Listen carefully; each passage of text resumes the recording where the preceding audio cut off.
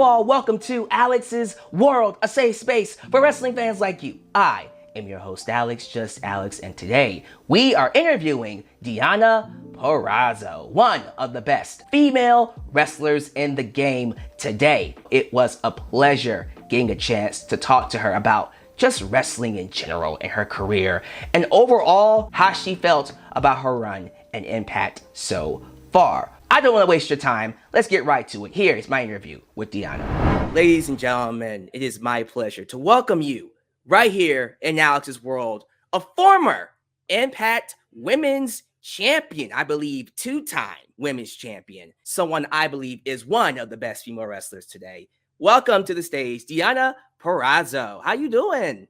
Good, how are you? You are someone that many fans have said is one of the best female wrestlers in the ring. And this is not something that's tossed around a lot. When you hear that, how does that make you feel personally?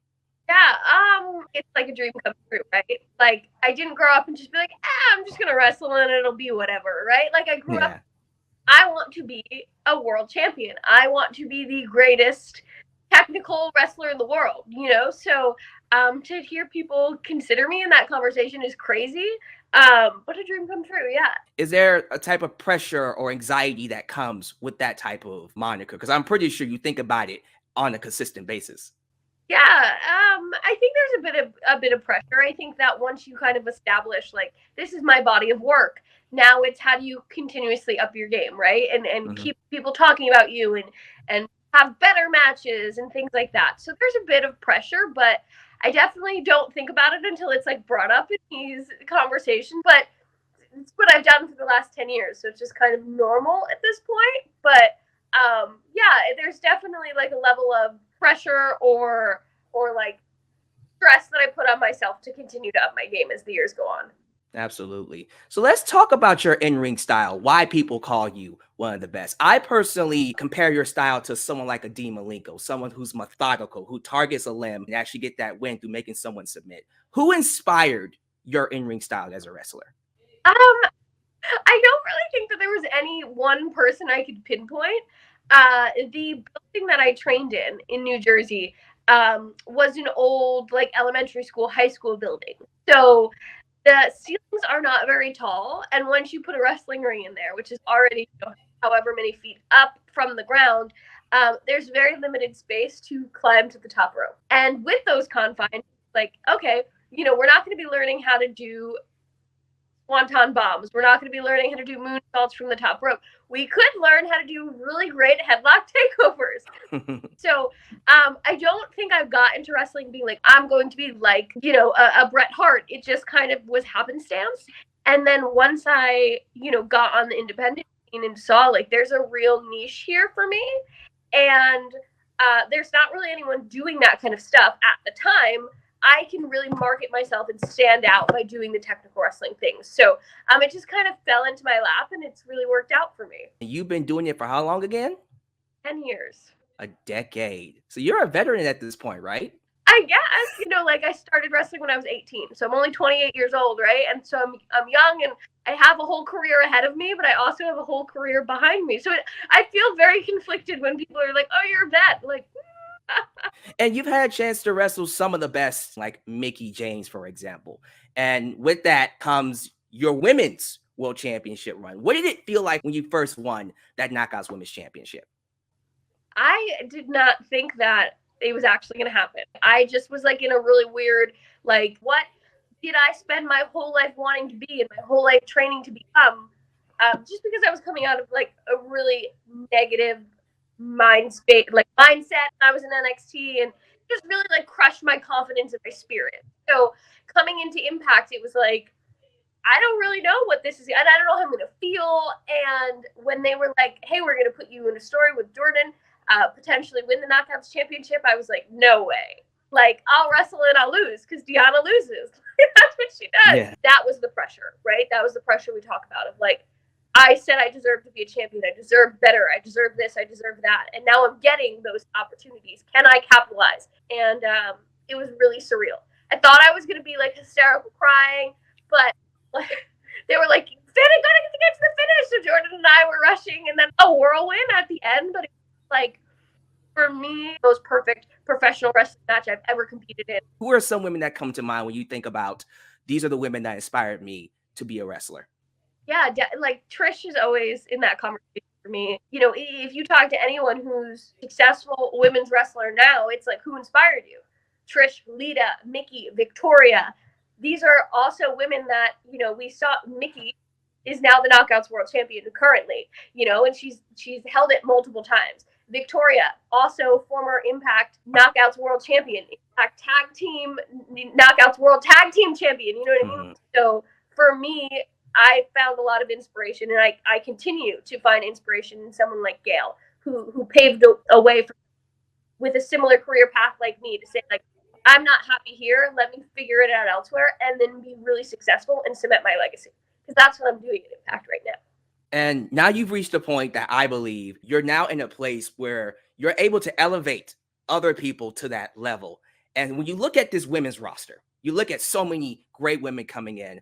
Who are some people? I'm not saying that you have to say that this one's better than this one, but who are some female wrestlers that stand out to you like, oh man, I love working with that woman, or I can't wait to work with that one?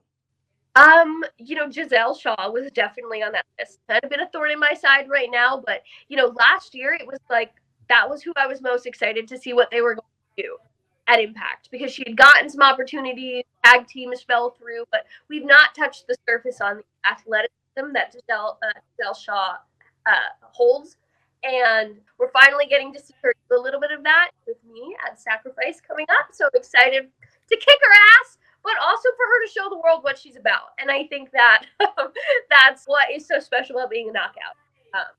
So Gisele is definitely still on that list. I feel like when you come in, someone like Killer Kelly, who has buzz on the indies or has come from other places and, again, didn't get those opportunities, to see them flourish here with their storylines and how their character grows, how they grow as a human being, is really exciting for me.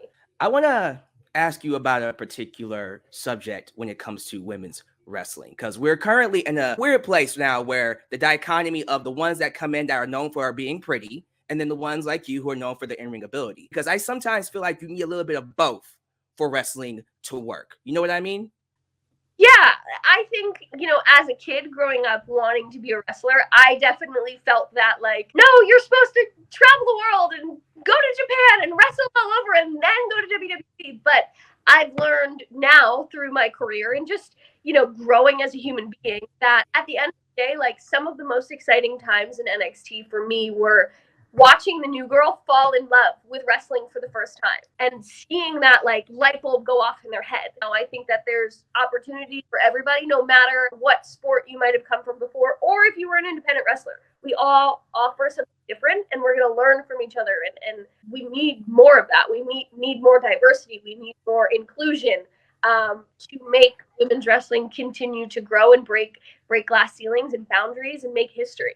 And to follow up with what you were talking about, was there any particular time, whether it was at any company, that you were pressured to be more of that eye candy person? And did you ever feel like that was degrading for you in a way? I never have really ever personally felt that, you know, and I know that there are some who have felt that way, but again, I just feel like you be good at what you're good at, you know, and that's your body type and you're comfortable doing that, then good for you. You know what I mean? Not necessarily what I'm about, but I don't fault anyone for who they are and how they choose to express themselves. So I've not felt that. I have only ever felt like support for, like, be you, but figure out who you is, you know, and there's no wrong in who you are. But, you know, for me in NXT, it's like, figure out who you are. We just don't know who you are, you know, more than we want you to be this way or this way. Speak a little bit about Mickie James and what she's done for Impact Wrestling. Yeah, I've said it endlessly. We are learning from a living legend. Mickie has been there and done it all. Created some of the most iconic storylines, been a part of every company, right? Doing this 20 plus years. So there's knowledge and experience there that we all can learn from.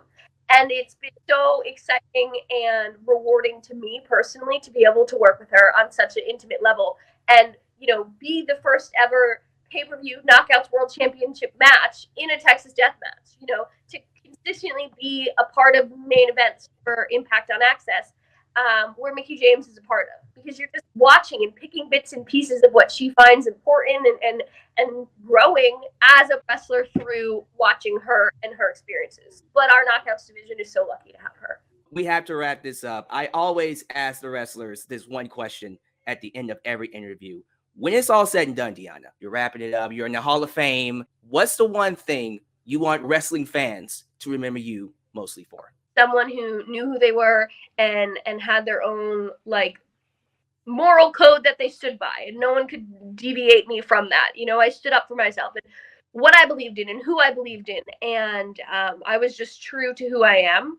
And I think that is hard to do, you know, and probably in any type of entertainment business, but specifically wrestling, because you're not always in control of your own path, you know, and what you get to do. So yeah, I think I just want to be someone who's always stayed true to who they are, has never changed, and you know, I think that's most important for me. Thank you so much for joining me here. Tell them where to find you on social media for those watching. Yeah, everyone can follow me at Deonna Purrazzo on Twitter and Instagram. And there you have it. Thank you for watching my interview. How did you feel about Deonna? Check her out more on Impact Wrestling and follow her on social media down below in the description. Also, be sure to do all the YouTube things. Like the video, subscribe, and click that bell to catch all my content when it comes out. Follow me on social media, Facebook, Twitter, Instagram, TikTok, and be sure to donate using PayPal, Patreon, Cash App, or Venmo. I'll catch you guys next time right here in Alyx's World for more interviews. Because always know, this will always be a safe space for wrestling fans like you. I'm out. Peace.